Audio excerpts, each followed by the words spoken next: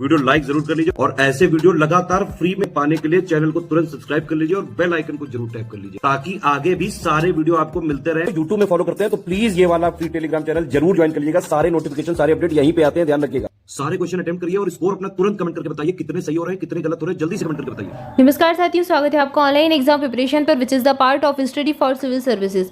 दोस्तों, online exam preparation पर सामान्य हिंदी विषय के अंतर्गत वाक्यांशों के लिए एक शब्द देख रहे थे या फिर अनेक शब्दों के लिए एक शब्द, और इसमें हमने छोटा आ, बड़ा आ, छोटी ई, बड़ी ई, छोटा ऊ और बड़ा ऊ, इससे बनने वाले अनेक शब्दों में एक शब्द देखे थे।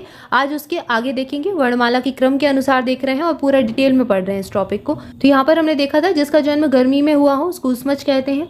ऊपर की ओर जाने वाला ऊर्ध्वगामी कहलाता है। जिस भूमि में कुछ उत्पन्न ना हो उसको ऊसर भूमि कहते हैं, और जिसने अपने वीर्य को कपाल में चढ़ा लिया हो उसको ऊर्ध्वरेता कहते हैं। यहाँ तक देखा। आज इसके आगे देखते हैं। ए से बनने वाले शब्द, जहाँ कोई दूसरा ना हो वहाँ पर एकांत शब्द का प्रयोग करते हैं, एकांत। अन्य से संबंध न रखने वाला एकांतिक कहलाता है। इसके बाद अगला वाक्य है, एक ही आदमी का अधिकार एकाधिकार कहलाता है। ऐसा अधिकार जिस पर सिर्फ एक आदमी का अधिकार हो तो एकाधिकार शब्द का प्रयोग करेंगे।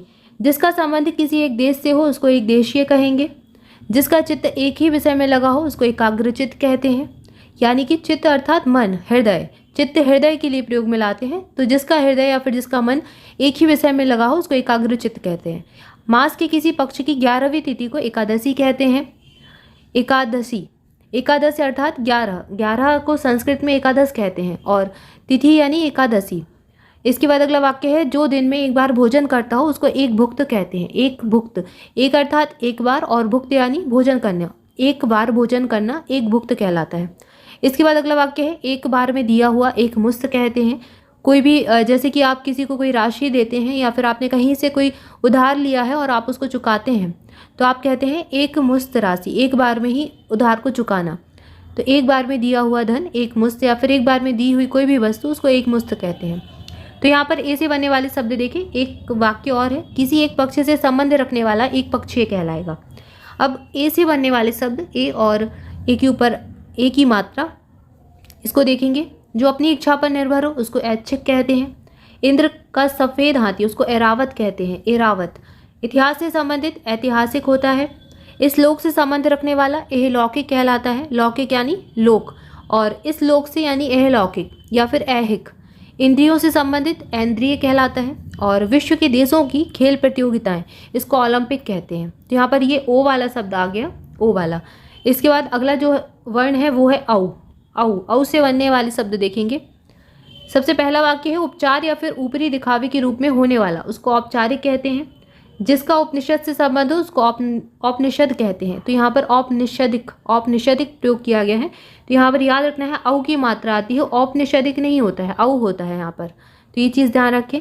इसके बाद अपनी विवाहिता पत्नी से उत्पन्न पुत्र को औरस कहते हैं। अगला वाक्य है, जिसका संबंध उपनिवेश या फिर उपनिवेशों से है उसको औपनिवेशिक कहते हैं। यहाँ पर भी औ आता है और ये शुद्ध अशुद्ध में बहुत पूछा जाता है, तो यहाँ पर औपनिवेशिक होता है।